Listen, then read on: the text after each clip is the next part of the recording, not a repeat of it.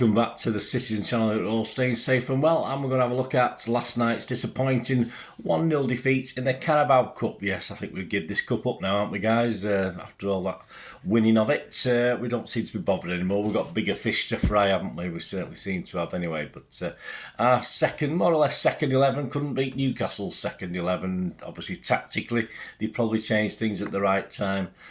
Probably we didn't. As simple as that. We're going to have a look at the player ratings in the company of Joe Bray today from the Manchester Evening News. He was sent packing up to St James's, and the talking points on the game on the 27th of September 2023. Newcastle 1, City 0. Please, if you are new to the channel, push that subscribe button, push the bell notifications. Everything City past and present, of course. Great to have you on board. Spread the word, guys, if you can. Lots of different things on this channel, as you know, if you watch it, and even if you like films and TV as well, there's even stuff on that. So join us, and if you can get a chance, guys, press that like button, press the thumbs up button. Right, let's get on to it. The team, Pep's team, I'm not interested in it. Newcastle made 10 changes to their team from the weekend, so very much second 11 for them as well. So it was a reasonable challenge for City. We made 8 changes, which is about as many as we could make, really, because we just don't have the squad. We got a new young lad into the squad lineup, a guy called Hamilton. So yeah, that was about it, really. Everyone else was the first team squad that was fit and or available.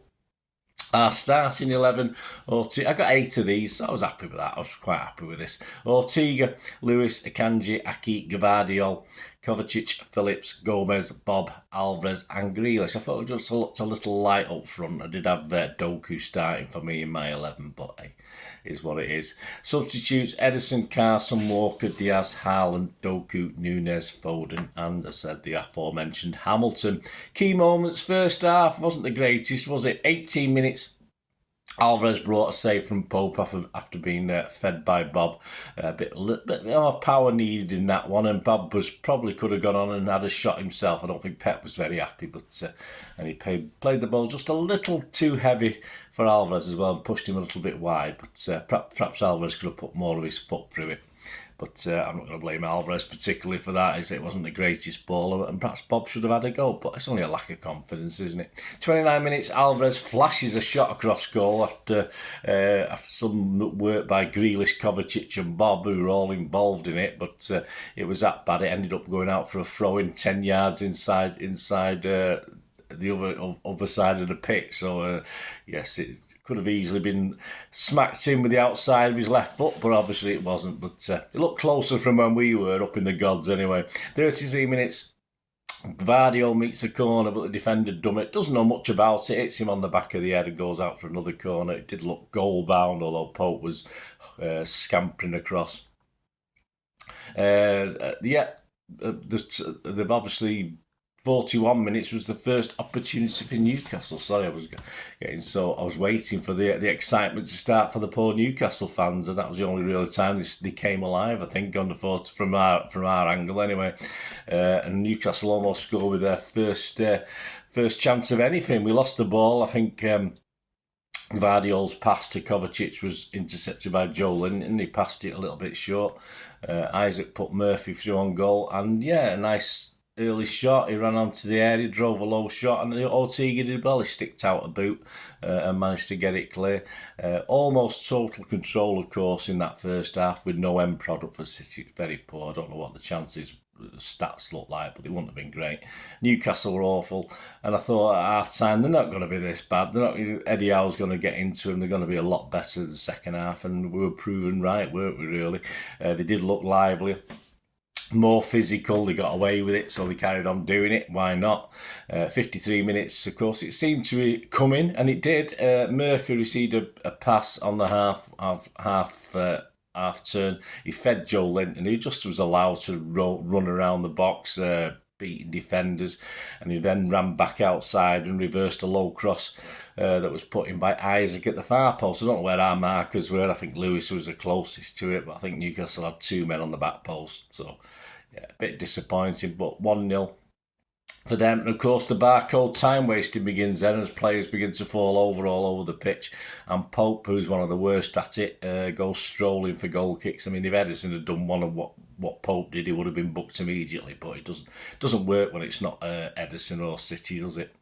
65 minutes, Akanji was booked for dissent, getting a bit frustrated. Phillips was booked for a foul, 66 minutes. 68 minutes, Doku and Nunes came on for Aki and Kovacic. 73 minutes Foden for Alvarez, he got kicked a bit, didn't he? 75 minutes Grealish cuts in, actually has a shot for the first time I think in the night, but it's straight at Pope, but it didn't worry him one iota. 78 minutes a yellow for a frustrated Pep on the byline. I don't think he was happy with the physicality at times. 82 minutes Nunes breaks free, looks set to shoot, looks as though the goal is destined an equaliser, but he got the ball nicked off his toe by Livramento. 89 minutes Lewis shoots just wide, yeah, it looked as though it might sneak into us from where we were, but with Pope scurrying across, it just went wide.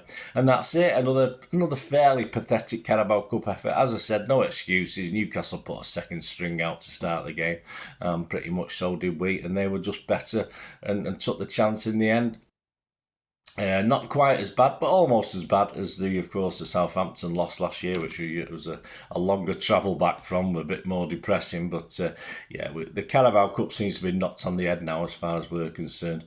Newcastle, the celebrators as though they won the Champions League, but that's what you'd expect. I mean, from small clubs when they beat City, that's what happens. So. All fairness, let them enjoy the day in the sun. And of course, a bit physical, Eddie Howe's team, and they took a chance and they took it. They got a chance and they took it, which City didn't, unfortunately. The match starts here. Newcastle 7 shots, 4 on target. City 10 shots, 2 on target. Possession 68% for City. Passes 339 to 711 for City.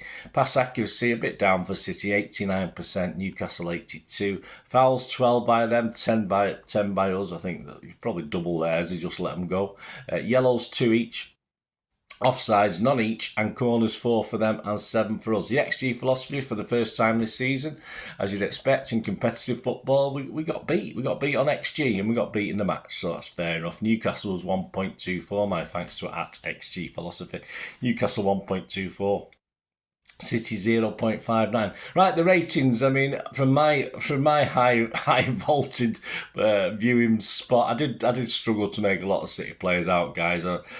So if these scores are a bit weird from me, just accept that. I couldn't even figure out when Lewis was on the ball or when Bob was on the ball. That's how bad it was for me. I do wear my lenses. They're not quite as good as my glasses. I'll start wearing my glasses, but I just don't like wearing my glasses when I go out, whether it's out for a drink with mates or out to watch a match. But anyway, it's not often we're up in the gods like that, is it? But anyway, Joe Bray's done the Manchester Evening News one. I'll give his sort of conclusion, then I'll just add my little 2 pennyworth at the end.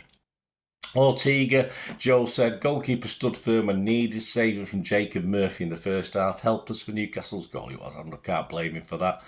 Just give a 6. I'm going to give a 6.5. I just remember him making a couple of good saves and his distribution was fine, so I'll give him more than the average. Rico Lewis, Joe said, Lewis has struggled for minutes thanks to Kyle Walker's form, but sent a reminder of his quality at Newcastle. He was inverting inside and supporting Calvin Phillips, also popping up in the attack, but left Isaac on Marc to score. He did.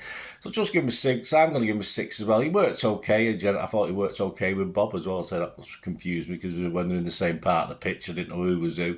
Defensively, though, I have no clue. But he's just part of a defence, wasn't he? Perhaps we could have done better in the build-up. But I'm not going to have too much of a downer. I thought he played pretty well considering he's not had much game time. Nathan Aki, Joe said, captain for the night. Aki was playing at left back, defence midfield, left wing and attacking midfield all in one. With the 5 captains all out of the 11, it's a sign of Aki's status in the squad that he led the team out and his all-action performance was a fitting return, so Joe likes it. Yeah, he's given him a 7. Well, I'm going to give him a 6.5. I'm not going to... Does he ever let us down? Probably not. Manuel Akanji, an experimental side in front of him. Akanji was a rock in defence, keeping things tight and supporting his younger teammates well. Could he have done better in stopping Joe Linton for Newcastle's opener? possibly. However, anyway, Joe's only given him a 5. I thought on what he just said, I thought he was going to do better. I thought it was okay, but he can't do it on his own. I thought he was fairly solid with Gvardiol at the back. We'll get on to him in a minute.